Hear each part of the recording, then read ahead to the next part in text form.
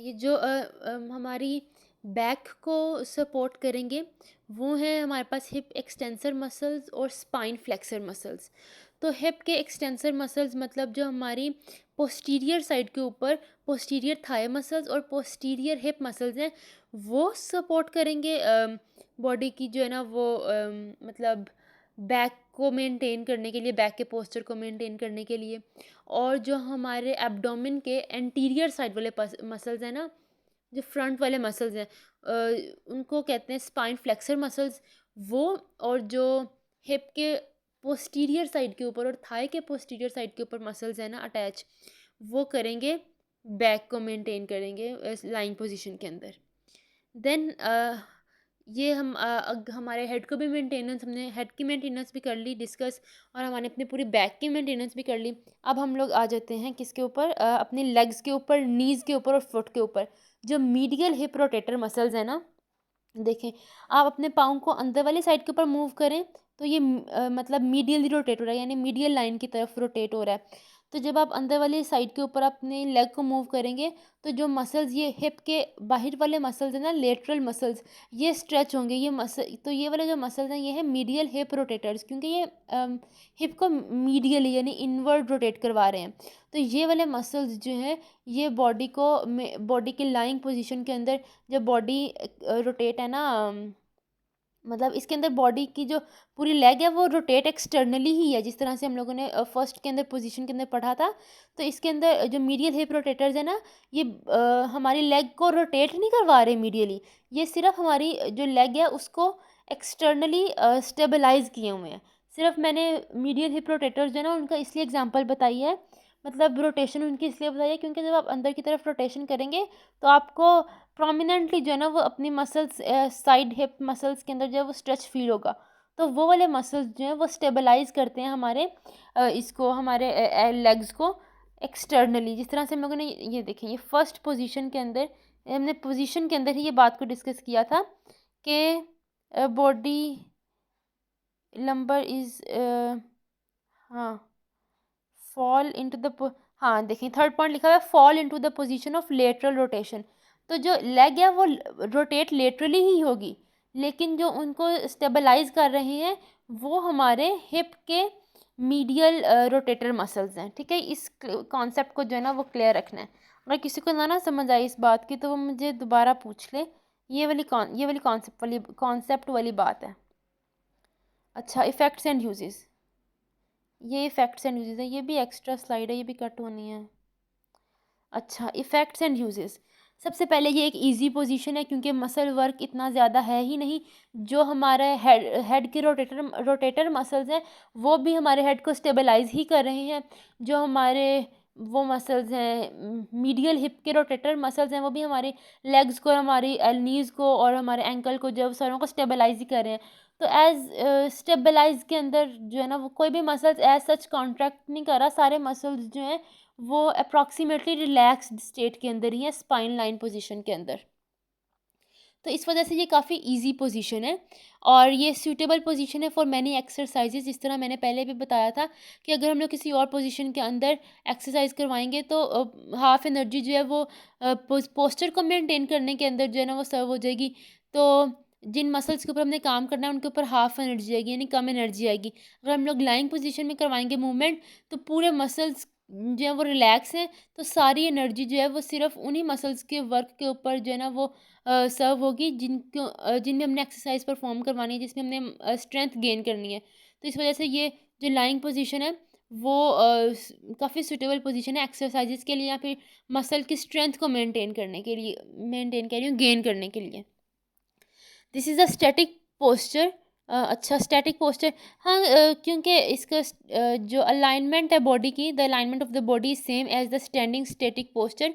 तो अलाइनमेंट जिस तरह वो सेम होगी एज के जिस तरह थी स्टैंडिंग पोजीशन की अलाइनमेंट थी, वैसे ही लाइंग पोजीशन की अलाइनमेंट है। बस जो स्टैंडिंग पोजीशन है उसमें बॉडी वर्टिकली प्लेस्ड है और इसमें लाइंग पोजीशन में हॉरिजॉन्टली जो है ना वो प्लिंथ सपोर्ट के ऊपर जो है वो प्रेजेंट है। और इसका एक बहुत इंपॉर्टेंट यूज़ है कि स्पाइन लाइन पोजीशन के अंदर जो भी स्पाइनल डिफॉर्मिटीज़ होती हैं ना, यानी कि हमारे स्पाइन के ऊपर कोई भी इंजरी हुई हुई है या फिर स्पाइन के ऊपर इंटरवर्टिब्रल डिस्क्स जो हैं उसके अंदर कोई प्रॉब्लम है, स्पाइन की जो भी प्रॉब्लम्स हैं या स्पाइन की सिंपल बैक पेन है, तो उसके अंदर स्पाइन लाइन पोजीशन जो है वो बहुत रिकमेंडेड पोजीशन है। स्पाइन लाइन पोजीशन में ही अगर सिर्फ बैक पेन है ना, तो फिर पेशेंट को रिकमेंड किया जाता है कि आप जो है ना वो बिल्कुल सीधा स्पाइन लाइन पोजीशन में हार्ड जो है ना वो सरफेस के ऊपर लेटें। जिनको बैक पेन होते हैं उनको रिकमेंड करते हैं डॉक्टर्स के आप जो है ना वो हाँ, आप जो है ना वो लेटें उसमें हार्ड सरफेस के ऊपर जो है ना वो लेटें। और अगर कोई भी इंजरीज़ वगैरह हों तो फिर डॉक्टर जो थेरापी करते हैं वो भी स्पाइन लाइन पोजीशन के अंदर ही करते हैं एक हार्ड सरफेस के ऊपर। And the low blood pressure, अच्छा लो ब्लड प्रेशर में इस तरह से कि जब बॉडी का प्रेशर ब्लड प्रेशर लो है तो उसको सीधा लिटा दिया जाता है। लाइंग पोजीशन में बॉडी पेशेंट को लिटा दिया जाता है और उसके जो लेग्स हैं ना उसको अपवर्ड मूव कर दिया जाता है। उसको थोड़ा सा अपवर्ड मूव कर देते हैं और जो ब्लड है ताकि वो हार्ट की तरफ जब मूव करे और ब्लड प्रेशर जो है वो थोड़ा सा इंक्रीज़ हो, और अगर मतलब कोई फेंट हो रहा है या फिर बीपी लो होने की वजह से तो उसके जो तबीयत है वो ठीक हो जाए, दोबारा से जो बीपी है वो मेंटेन हो जाए। देन लास्ट पॉइंट हम डिस्कस करेंगे which is the disadvantages. Disadvantages breathing is impeded. अच्छा, लाइंग पोजीशन के अंदर जो ब्रीदिंग है वो एक थोड़ी डिफ़िकल्ट हो जाती है। अगर आप रात को भी लेटे हुए हैं तो अगर कोई खांसी आए मतलब कि सांस घुटन महसूस हो या सफोकेशन हो, खांसी वगैरह आ रही हो, तो फ़ौरन से उठ के बैठ जाते हैं क्योंकि ब्रीद शॉर्टनिंग ऑफ ब्रीथ जो है ना वो लाइंग पोजीशन के अंदर इस तरह से अगर खांसी आ रही है या फिर खांसी आ रही है या फिर सफोकेशन हो रही है तो लाइंग पोजीशन में वो एक मतलब अनकंफर्टेबल हो जाता है इंसान और वो एक सूटेबल पोजीशन नहीं है। तो फ़ौरन से जब वो फिर उठ के बैठ जाते हैं या फिर चलने लग पड़ते हैं और फिर जो है ना वो थोड़ी सी तबीयत ठीक हो जाती है। जो हमारा सफोकेशन है या फिर ब्रीथ शॉर्टनिंग है, सांस जिस तरह से रुक रुक के आ रहा है तो वो थोड़ा सा सही हो जाता है। या फिर खांसी आ रही है तो वो उठ के बैठ के करते हैं। लेटे लेटे जो है ना वो मुश्किल हो रही होती है।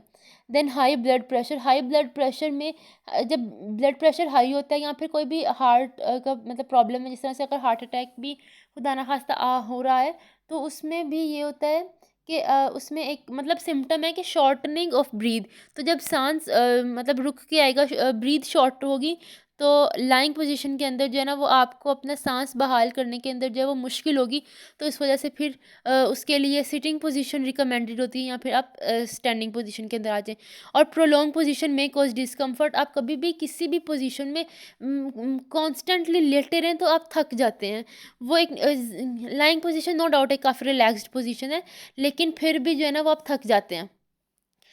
अ, एक पर्टिकुलर टाइम तक ही आप लेट सकते हैं। आप कितनी बहुत मैक्सिमम आप 10 घंटे 12 घंटे एक पोजीशन के अंदर या फिर 7-8 घंटे बाद आप 7 आप बहुत ज़्यादा घंटे हैं, 4 2-3 घंटे आप एक पोजीशन के अंदर लेट सकते हैं, वरना फिर आप थक जाते हैं। वो मसल्स जो है ना वो चाहे रिलैक्स्ड स्टेट के अंदर है लेकिन फिर भी जो है ना वो डिस्कम्फर्ट करते हैं और वो अनसूटेबल हो जाता है। And this is all about lying position. अब आप लोग कोई भी पॉइंट जो है ना वो नहीं होगा मतलब क्लियर नहीं होगा तो वो मेरे से पूछ लें और मतलब इसको काफ़ी ज़्यादा और फ्लो में करें। मैंने तो खुद अभी पहली दफ़ा इसको किया, मुझे लग रहा है कि थोड़ी लंबी हो गई है शायद, या फिर आई थिंक ठीक है। आप लोग देख लें और मुझे जो है ना वो वॉइस नोट्स भेजें ये सारा सुन के समझ के, और आप मुझे रिप्लाई में भी वॉइस नोट्स भेजें ताकि मुझे पता चल जाए कि आपने आपकी भी सारी प्रिपेयर है अच्छी तरह।